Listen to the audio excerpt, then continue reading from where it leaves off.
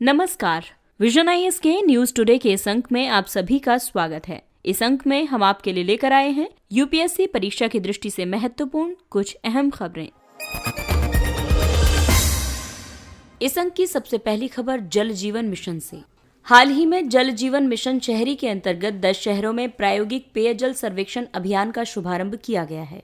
इसे एक चुनौती प्रक्रिया के माध्यम से जल के न्यायसंगत वितरण, अपशिष्ट जल के पुनः उपयोग करने के लिए शुरू किया गया है।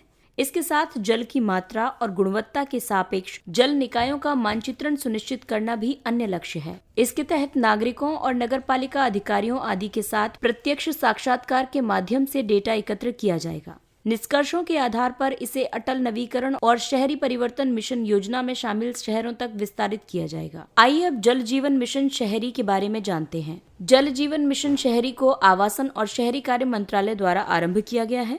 इसके तहत सतत विकास लक्ष्य 6 के अनुसार सभी 4378 वैधानिक शहरों के सभी घरों में कार्यशील नल के माध्यम से जलापूर्ति की सार्वभौमिक कवरेज प्रदान की जाएगी। इसके अलावा 500 अमृत शहरों में वाहित मल या सेप्टेज प्रबंधन का प्रमुख उद्देश्य इन शहरों के लिए जल सुरक्षा सुनिश्चित करना है। मिशन में सुधार का एजेंडा भी शामिल है, जिसमें गैर राजस्व जल में कमी, नगर निगम में वित्तीय सुधार, वर्षा जल संचयन, जल पुनर्चक्रण आदि शामिल है। वर्तमान में अमृत शहरों में शहरी घरेलू नल कनेक्शन 2.68 करोड़ और सीवर कनेक्शन की संख्या 2.64 करोड़ है। नीति आयोग के अनुसार लगभग 600 मिलियन भारतीय उच्च से चरम जलाभाव की स्थिति का सामना कर रहे हैं। शहरी स्थानीय निकायों में औसत जलापूर्ति प्रति व्यक्ति प्रतिदिन 135 लीटर की मानक मात्रा की तुलना में 69.25 लीटर प्रति व्यक्ति प्रतिदिन है। अगली खबर रक्षा क्षेत्र से संबंधित है। प्रथम संयुक्त कमान की शुरुआत इस वर्ष मई तक होगी। भारत ने अपनी थिएटराइजेशन योजना की शुरुआत की है। इसके तहत इस वर्ष मई माह तक एयर डिफेंस कमान और मैरीटाइम थिएटर कमान यानी एमटीसी की शुरुआत की जाएगी। दरअसल एडीसी तीनों सेवाओं के वायु रक्षा संसाधनों को नियंत्रित करेगा और हवाई शत्रुओं से सैन्य संपत्ति की रक्षा करेगा, जबकि एमटीसी समुद्री खतरों से सुरक्षा प्रदान करेगा और इसके तहत थल सेना और वायुसेना के घटक भी शामिल होंगे। एडीसी और एमटीसी के अलावा भारत द्वारा अपने पश्चिमी, उत्तरी और पूर्वी मोर्चों को सुरक्षित करने के लिए 3 अन्य एकीकृत कमान स्थापित किए जाने की भी अपेक्षा है। थिएटराइजेशन का मतलब है वर्तमान के हाईटेक युद्ध के उद्देश्यों को पूर्ण करने के लिए संसाधनों की कुशलता उपलब्धता के लिए थल सेना, नौसेना इकाइयों और विमानन परिसंपत्तियों के संसाधनों को एक ही थिएटर कमांडर के अंतर्गत रखने से है। वर्तमान संरचना में 17 अलग अलग कमान शामिल हैं, जिनमें से थल सेना और वायुसेना प्रत्येक में 7-7 और नौसेना में 3 कमान हैं। अंडमान और निकोबार कमान तथा सामरिक बल कमान केवल 2 एकीकृत त्रिसेवा कमान है। यदि थिएटराइजेशन के महत्व की बात करें तो ये एक एकीकृत कमान के नेतृत्व में अधिक विविध संसाधनों पर नियंत्रण होता है, जिसका उपयोग खतरे की गंभीरता के अनुसार किया जा सकता है। चीन और पाकिस्तान की ओर से बढ़ते सुरक्षा संबंधी खतरे संसाधनों के दोहराव से बचने में सहायता करता है। अंतर्राष्ट्रीय अपराध न्यायालय आईसीसी के निर्णय के अनुसार उसे फिलिस्तीनी क्षेत्रों पर न्याय निर्णयन की अधिकारिता प्राप्त है। अंतर्राष्ट्रीय अपराध न्यायालय आईसीसी ने ये निर्णय दिया है कि उसका क्षेत्राधिकार वर्ष 1967 से इजराइल के नियंत्रण वाले क्षेत्रों यानी गाजा पट्टी और वेस्ट बैंक तक विस्तारित है, जिसमें पूर्वी यरूशलेम भी शामिल है। ये निर्णय युद्ध अपराधों के लिए इजराइल और फिलिस्तीनी रक्षा बलों तथा आतंकवादी समूहों के विरुद्ध न्यायिक प्रक्रिया आरंभ करने का मार्ग प्रशस्त करता है। ये निर्णय फिलिस्तीनी पक्ष द्वारा वर्ष 2015 में आईसीसी की औपचारिक सदस्यता प्राप्त करने के एक परिणाम के रूप में देखा जा रहा है। फिलिस्तीनियों ने निर्णय का स्वागत किया है और अमेरिका तथा इजराइल द्वारा इस पर आपत्ति प्रकट की है। इसका कारण ये है कि इजराइल रोम संविधि का पक्षकार नहीं है। ये संविधि आईसीसी की स्थापना का आधार है। भारत ने इस मामले पर अपनी स्थिति स्पष्ट नहीं की है, क्योंकि भारत भी रोम संविधि का पक्षकार नहीं है। आईसीसी एक स्थायी अंतर्राष्ट्रीय न्यायालय है जो अति गंभीर अपराध करने वाले अभियुक्तों की जांच करता है, उनके विरुद्ध अभियोग दायर करता है और उन अभियोगों की सुनवाई करता है। इसके द्वारा सुनवाई किए जाने वाले मामलों से संबद्ध अपराधों में शामिल हैं नरसंहार का अपराध, मानवता के विरुद्ध अपराध, युद्ध अपराध, आक्रामकता का अपराध। आईसीसी का गठन रोम संविधि के द्वारा किया गया है, जिस पर संयुक्त राष्ट्र में चर्चा आयोजित की गई थी। हालांकि आईसीसी संयुक्त राष्ट्र का हिस्सा नहीं है।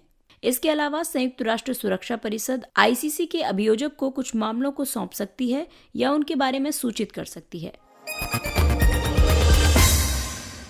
सरकार के विद्युत खरीद समझौते से बाहर निकलने संबंधी दिशा निर्देश विद्युत उत्पादक और विद्युत वितरण कंपनियों के बीच विवाद के बीच अस्पष्ट हो गए हैं। इन दिशा निर्देशों को दिसंबर 2020 में पीपीएज के 25 वर्ष पूर्ण होने के बाद विद्युत खरीद में लचीलापन लाने के लिए विद्युत मंत्रालय द्वारा प्रस्तावित किया गया था। पीपीए विद्युत उत्पादक और एक क्रेता के बीच दीर्घकालिक विद्युत आपूर्ति समझौता है, जिसमें एक खरीदार सामान्य तौर पर एक राज्य के स्वामित्व वाली विद्युत कंपनी होती है।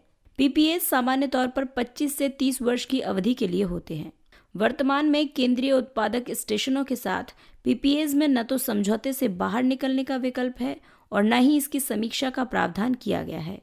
इसके अलावा स्वतंत्र विद्युत उत्पादकों के साथ समझौतों में काफी भिन्नता होती है, लेकिन उनके पास निकास संबंधी कोई उपबंध नहीं होता है। आइए अब जानते हैं पीपीएस से बाहर निकलने की आवश्यकता क्यों है। कई पीपीएस विद्युत की अल्प उपलब्धता के दौर में तैयार किए गए थे। वर्तमान में अधिशेष विद्युत उपलब्धता की वजह से कई राज्य इन अनुबंधों से बाहर निकलना चाहते हैं। मौजूदा पीपीएस के अंतर्गत टैरिफ विद्युत उत्पादन क्षमता में वृद्धि के बाद प्रस्तुत किए गए टैरिफ की तुलना में बहुत अधिक है। राज्यों ने हाल ही में नवीकरणीय विद्युत कंपनियों के साथ किए गए अनुबंध निरस्त कर दिए हैं, जिसमें टैरिफ में कमी की मांग भी शामिल है। दिशा निर्देशों में शामिल प्रस्ताव हैं, मौजूदा खरीदार या वितरण कंपनी को विद्युत खरीदने का प्रथम अधिकार है। वितरण कंपनियों के समझौते से बाहर निकलने के बाद उत्पादक किसी भी प्रणाली के माध्यम से विद्युत का विक्रय कर सकते हैं।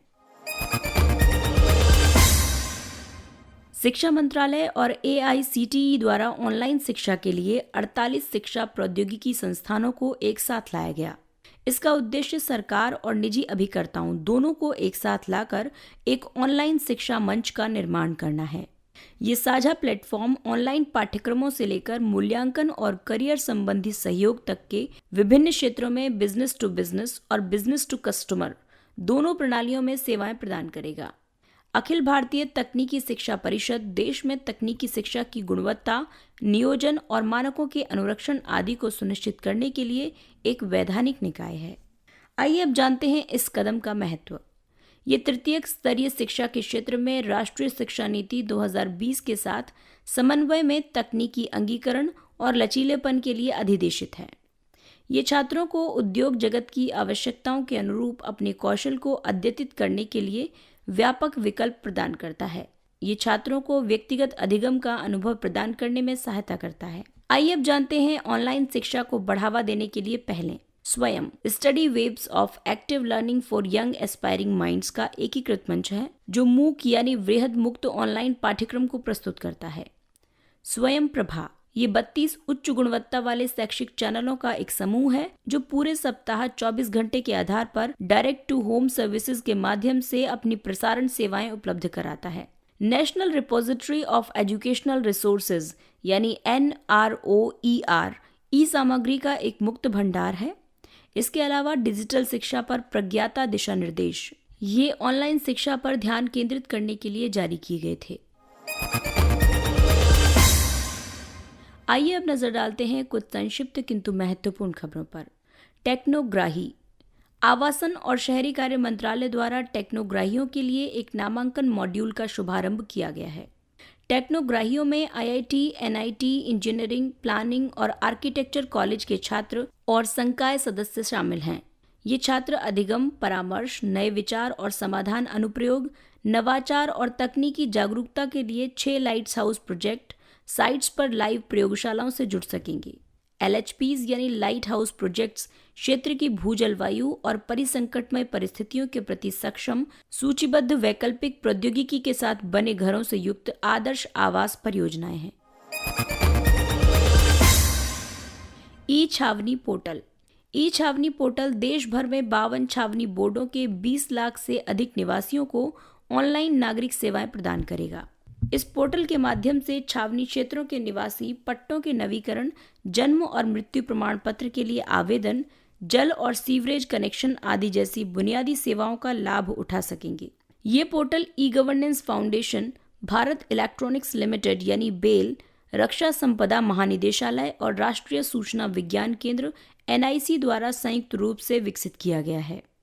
छावनी बोर्ड रक्षा मंत्रालय के तहत एक नागरिक प्रशासन निकाय है, जिसका गठन छावनी अधिनियम 2006 के तहत किया गया है।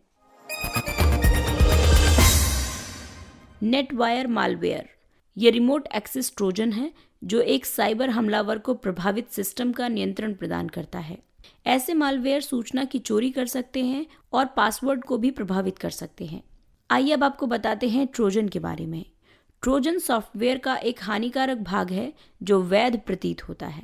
अन्य वायरस के विपरीत ट्रोजन अन्य फाइलों को संक्रमित करके नए ट्रोजनों का सृजन नहीं करते हैं और न ही वे स्वयं की प्रतिकृति निर्मित करते हैं। ट्रोजन उपयोगकर्ता की गतिविधियों के माध्यम से प्रसारित होते हैं, जैसे ईमेल अटैचमेंट को खोलना या इंटरनेट से फाइल डाउनलोड करना आदि। मैंडारिन बत्तख ये एक प्रवासी पक्षी है जो रूस, कोरिया, जापान और चीन के कुछ हिस्सों में प्रजनन करता है। हालांकि ये विश्व स्तर पर एक संकटापन्न पक्षी नहीं है, लेकिन ये दुर्लभ ही दिखाई देते हैं। हाल ही में इस पक्षी को असम के मगुरी मोटापुंग आर्द्रभूमि में देखा गया है। यह आर्द्रभूमि डिब्रू-सैखोवा राष्ट्रीय उद्यान के निकट स्थित है। इसे बॉम्बे नेचुरल हिस्ट्री सोसाइटी द्वारा एक महत्वपूर्ण पक्षी क्षेत्र घोषित किया गया है। इससे पहले भी ये भारत में देखा गया था। लेदरबैक कछुआ अंडमान और निकोबार द्वीप समूह में पर्यटन और बंदरगाह विकास के प्रस्ताव इन कछुओं की घोंसलों के स्थलों को प्रभावित कर सकते हैं। लेदरबैक कछुओं का नाम उनके खोल के आधार पर रखा गया है, जो अन्य कछुओं के सख्त खोल की तुलना में चमड़े जैसी होती है। लेदरबैक कछुआ समुद्री कछुओं की 7 प्रजातियों में सबसे बड़ा है। ये समुद्री कछुए आर्कटिक और अंटार्कटिक के अलावा सभी महासागरों में पाए जाते हैं। हिंद महासागर में ये केवल इंडोनेशिया, श्रीलंका और अंडमान और निकोबार द्वीप समूह में प्रजनन करते हैं। IUCN की सूची में इन्हें वल्नरेबल का दर्जा दिया गया है। सियुलेकेंथ हाल ही में सियुलेकेंथ के जीवाश्मों की खोज की गई थी। ये एक विशालकाय मछली है जो डायनासोर के पहले भी अस्तित्व में थी। ये जीवाश्म 66 मिलियन वर्ष प्राचीन है, जो कि क्रोटेशियस युग से संबंधित है। सियुलेकेंथ का प्रारंभिक विकास 400 मिलियन वर्ष पहले हुआ था, जो कि प्रारंभिक डायनासोर से 200 मिलियन वर्ष पहले है। इसे दीर्घकालिक समय से विलुप्त माना जाता था, लेकिन वर्ष 1938 में एक जीवित सियुलेकेंथ दक्षिण अफ्रीका के तट पर खोजा गया था। चित्तौरा झील प्रधानमंत्री ने चित्तौरा झील में विकास कार्यों की आधारशिला रखी। चित्तौरा झील एक हिंदू तीर्थ स्थल होगा, जिसे उत्तर प्रदेश के बहराइच जिले में एक तालाब के निकट स्थापित किया जाएगा। माना जाता है कि इस स्थल पर राजा सुहेलदेव और गाजी सालार मसूद के बीच 1033 ईस्वी में युद्ध हुआ था। राजा सुहेलदेव प्रधानमंत्री ने पूर्वी उत्तर प्रदेश के बहराइच जिले में राजा सुहेलदेव की मूर्ति का शिलान्यास किया। 11वीं सदी में राजा सुहेलदेव श्रावस्ती के शासक थे, जो वर्तमान में बहराइच जिला है। 1033 ईस्वी में उन्होंने अन्य समुदायों जैसे थारू और बंजारा के साथ साथ छोटे राजाओं की सहायता से गजनवी के सेनापति गाजी सालार मसूद को पराजित किया था। गाजी सालार मसूद महमूद गजनी का भतीजा था। इसके साथ ही ये अंक समाप्त होता है। अगले अंक में फिर मुलाकात होगी कुछ अन्य महत्वपूर्ण खबरों के साथ। तब तक अपना ख्याल रखिए, सुरक्षित दूरी बनाए रखिए, मास्क पहनिए। नमस्कार।